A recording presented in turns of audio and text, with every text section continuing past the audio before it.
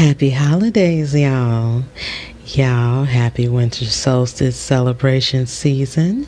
I hope that you had a wonderful time, and I hope that you continue to enjoy this nice and cozy energy that's happening. In light of that, I wanted to share something that I just was kind of letting sit with me for a couple of days now. It's from the parenting perspective, and I'll say that in light of this supposed to be Christmas, day after Christmas, and this is that so-called time of year where parents want to give their children the best gifts, or have the best Christmas ever. It's interesting. I was listening to older lady. She's has grandkids now, but she was speaking about, in retrospect, of her parenting style, and in general, her statement was, as a general rule of thumb, I should say it in that way. Her statement was, "Parents, we give our children everything." And as a parent, I didn't agree with that. I don't agree with it because I don't think it's wise. Now, this is coming from someone who did not give their child everything. Contrary to popular belief, for those who know me in a personal life, I was not that parent to want to give my child the best of everything. I was not that parent to want to make sure they went to the best schools and the best this and the best clothes and the best. I was not the best consumer parent. How about that? Okay. Teaching my child how to be a consumer slave. Okay. And going after the best of everything. And I'll say that and preface it also with this, is that I was just listening to Elder Nikki Giovanni in a previous interview that she was doing, and she was speaking about the dynamics of blacks in America versus whites in America, and in a way of a academic stance of learning when enough is enough. And I won't get into it too much because it was in a different context, definitely, but the statement still is relevant, is enough is enough. Okay. And that was my parenting style. My parenting style was in the grace of, I'm going to expose you to many things. I'm going to give you many things. I'm not going to give you everything, but you will be well exposed. You'll be well learned. And you will have enough. When I first moved up to Chicago, maybe early 2000s, early millennia, I was young and it was just me and my son. And that's another thing I didn't allow to use as a crutch and a handicap, contrary to popular belief, for those who personally know me. There was an older gentleman that I would see at the bus stop often. We're just, waiting for the bus. I'm getting ready to go to work, and he's getting off his graveyard shift. He was working at the post office. Older gentleman. Never will forget him. And he used to always tell me every morning almost, he said, you can't take care of nobody until you take care of yourself first. You got to take care of you first before you can take care of anybody else. He would always say it. Every single day. I loved it because it was part of the conversation, and it was just quite a few things. I think he was preaching to himself as well as making sure that it was something that I kept with me, and I did over 20 some years later. Definitely still remember that. When you, as a parent, are trying to give your child the best, or if you're in the mindset, I want to give my child, what I didn't have, really what you owe your children is love, guidance, development. That's what they need to see, and nurturing. They need to see and feel those things on a consistent basis. That's what you owe them. But owing them the best, that's not what you're here to do. You're here to teach them how to survive, yes. Then there are things that they have to learn on survival for their own, because as we also know, the things that work for survival for us in our generation, Gen Xers, won't necessarily be relevant for the Gen Zers and the millennials and the ones that come after us, right? Same for and the boomers. The things that allowed them to survive didn't really work for us, right? And we actually had to do a little bit more self-development in some cases. Yeah. So I say all that to say, when the statement is we give our children everything, why? You give your children everything for what? What is that going to ensure and or guarantee? And then you're left with what? You deplete yourself for what? And I mean that as a human experience, not as a hierarchical or any of those things, or loyalty or integrity. I mean that as a human. You literally have to dig into that for a second. Getting into the space of not using for those who are single, parenting, not using that as a crutch and as a handicap. It can be a motivation, yes, but it's not something that you're supposed to advertise and or solicit.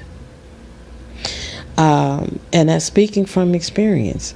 There have been quite a few times where I could easily used it as a crutch or as a pass to get into opportunities and scenarios that would have benefited me and maybe my son. But at the end of the day, it was wise that I just kept quiet and did not advertise or solicit that I was a single parent. Now, how did that benefit me? Greatly. Because in the long run, I see it was wise for me to keep it closed when it was about what is my parental status. That was something that even when it came to so-called job interviews, I never advertised I'm a single parent or that I was a parent. That was never something that I even elucidated at all or even solicited even a little bit. Even if they asked about what my time flexibility, they asked certain questions to find out what, if you were a parent or all that. And I would navigate those beautifully without them ever knowing that I was a parent until the hire was offered, right? Then, because my thing was I want to know how flexible or how family and work-life balanced are you as a employer, as a company, right? And any other business endeavors, that I've taken on. How flexible are you? How real life are you? How human based are you? Are you just about production? And are you just about, just utilizing this human form as a source, or a resource, and that's it? Are you resource based or are you human based as an operation? So, I was never, I'll go back to this, statement and then I'll close it up. I was not that parent who was into giving, name brand clothing. Quality clothing was important because I wanted to ensure I wasn't constantly replacing clothes or, every time you turn around, because I did understand this one thing, raising a boy, clothing is a lot more expensive than, say, girls.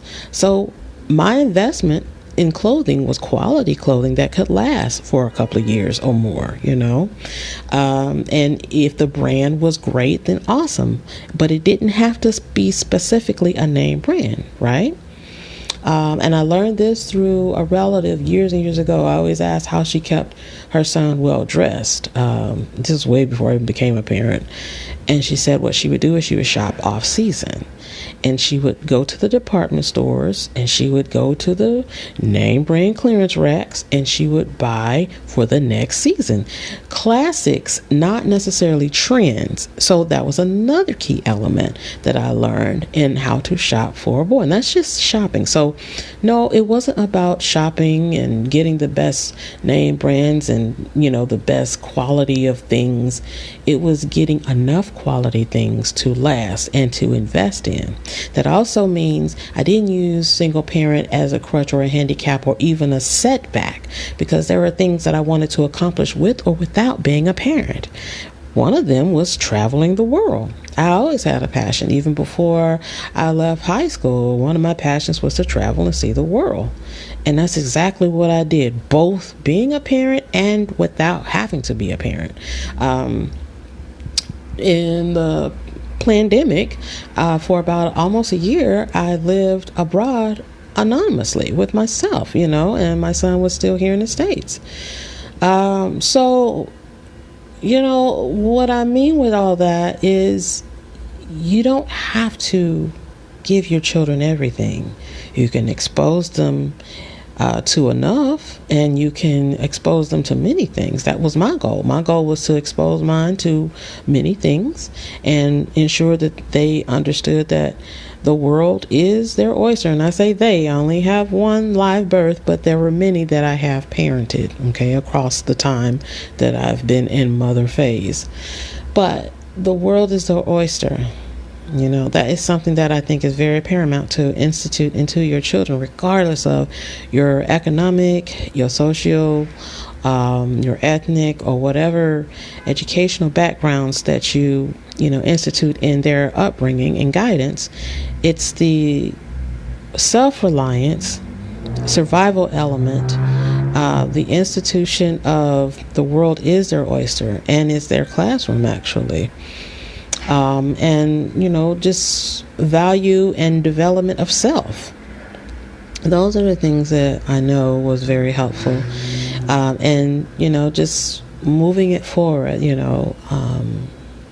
so I'm going to go. I just wanted to elucidate that. I'm going to go have my nice 4 o'clock tea, which is hot water, and some crumpets, which is Pop-Tarts. But y'all stay delicious. Continue to enjoy your happy holiday season, as well as I shall myself. Peace. Happy holidays, y'all. He got a Christmas gift that came special delivery. So I wanted to video record this and capture him opening up his unsuspecting gift. Yes, indeed. Thank you, Amazon. Thank you. I'm not going to talk about who the delivery or what is it? Cereal. Oh. Is it open already? It's slightly open. No. Did they open up the... It's open at the bottom. Oh, no. Oh, it's upside down. Y'all, okay, we're trying. Okay, what else did Santa bring? Let's see, what else? Okay, so more cereal. Okay, so more cereal. What else? Wait, what? Saltine crackers? Saltine. How the fuck? What the hell is saltine crackers? This is Christmas. Merry Christmas. You mother. What is that? Tomato paste.